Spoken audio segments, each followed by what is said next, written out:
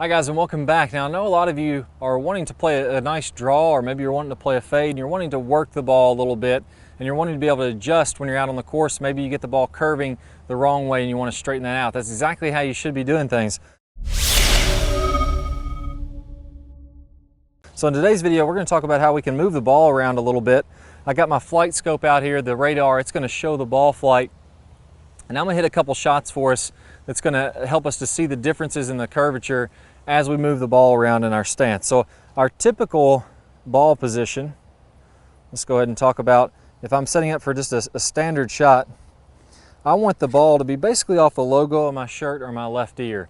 So as I'm swinging down, the low point of my swing, kind of on the inside of my left shoulder, is going to be slightly in front of the ball. That's going to help me to come down, hit the ball first, compress the ball, and then take that divot out in front of the golf ball. So that's kind of our standard stock shot.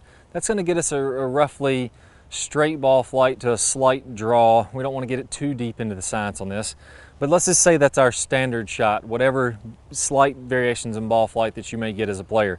Now if I want to play a little bit more of a fade, let's say that I start to hook a few and maybe I want to get a fade, or maybe I get on a hole that's downwind, dogleg to the right. I want to play it a little bit more up in my stance. That way the path can be coming back into the left. So let me talk about how this works. So let's imagine that I'm swinging here and there's kind of a hula hoop that I'm swinging in. Well, as I'm swinging down, the club is moving out to the right. So see how that club is moving out this direction as I'm swinging down? So it's moving from behind me to in front of me out to the right this direction. As I make to the bottom of the swing and then swing back up, now the club is moving back into the left. So the farther toward the front of the hula hoop that I play the ball, the more up and to the left my club is going to be moving. The farther back, the more down and to the right. So if I want to play a fade, I want to move that ball up a little bit so that I can swing a little bit more to the left easier, because now it's naturally going to do that. And then I'll just have the face a little bit open as I'm doing this. So now if I want to do this, let's say this is my standard setup, pretty square stance. I'm going to drop my left foot back just a little bit, open up my left toe, and I'm going to play that ball about an inch farther forward in my stance. So if this is my stock setup, I'm ready for my nice draw. I'm going to play that ball just about an inch forward in my stance, and then I'm also going to open up my stance a little bit, open up this foot a little bit. That's going to help me to swing slightly more to the left. It's naturally tilting the plane of my swing a bit more to the left as I'm coming down. So if I do this, let's go ahead and try out a fade. Now today, not the best weather conditions for this kind of video. The trees behind me are blocking all the wind. There is a heavy wind moving left to right. So this ball should move pretty hard from left to right if I do this correctly. There we go, that ball really got moving. Oh yeah, the wind's taking way over there. So let's look at my flight scope numbers here. We're going to see swung 97 miles an hour, 166 total carry yards. And let's look at my spin 7600, my spin axis. This is the one I want to look at. So this is telling me which direction my ball was spinning. So if I have this is kind of an imaginary ball here. This will be my ball spinning straight back. If I'm playing a fade, my spin axis turned this way.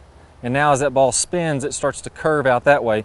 So on that particular shot, my spin axis was 13.6 degrees to the right. So that means that ball got tilted like this as it started to spin, and that gave it the fade. So that doesn't have anything to do with the wind, that's just the tilt of the ball.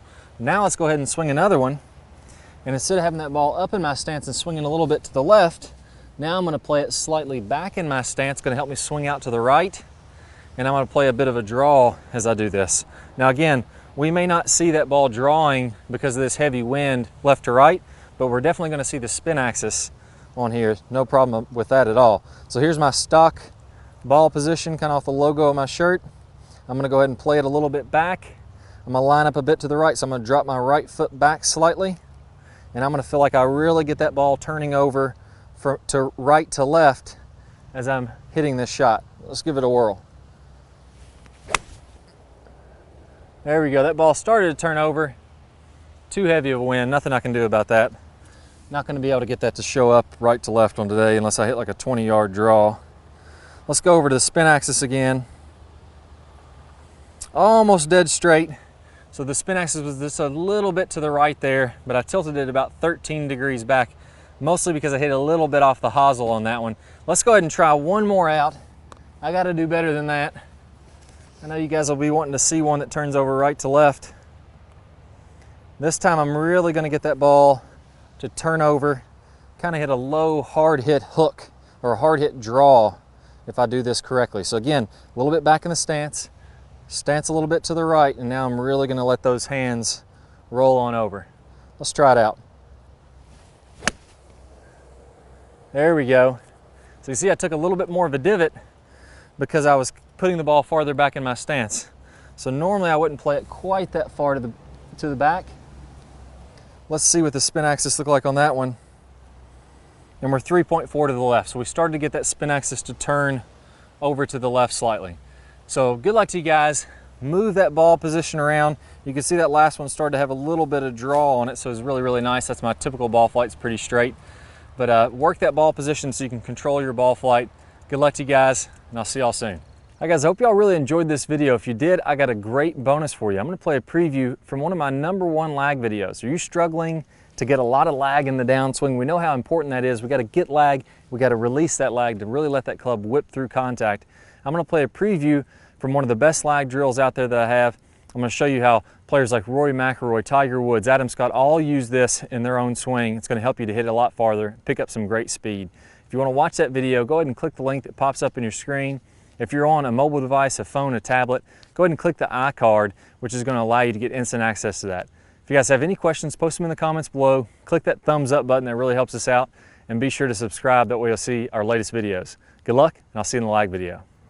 Hi guys, and welcome back. I'm Clay Ballard, and in today's video, we're going to talk about one of the absolute worst drills for creating lag. It's a very common drill that I see.